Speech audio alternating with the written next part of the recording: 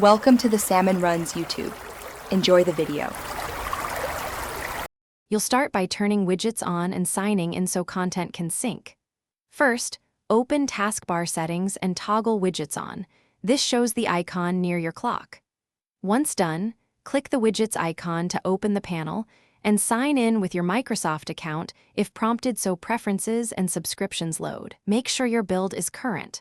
Widgets require Windows 11 build 22,000 or newer, and that your internet connection is active. Now you'll add and arrange widgets to fit your workflow.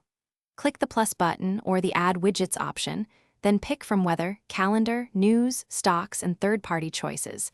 This is how you control what appears. Once added, drag a widget to reorder the panel, and when available, use the resize handle to make it display more or less content. Also click the three-dot menu on a widget to adjust its source or preferences so it shows relevant information for you. Finish by making widgets easy to reach and by handling common problems. Pin a frequently used widget to the taskbar or keep the widgets pane open for quick glanceability. This saves time.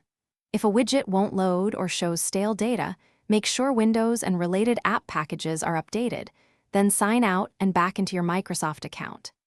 If issues persist, reset the widget's cache or use settings apps to repair the widget provider. That typically restores normal operation. Thanks for watching. Consider subscribing if we helped you.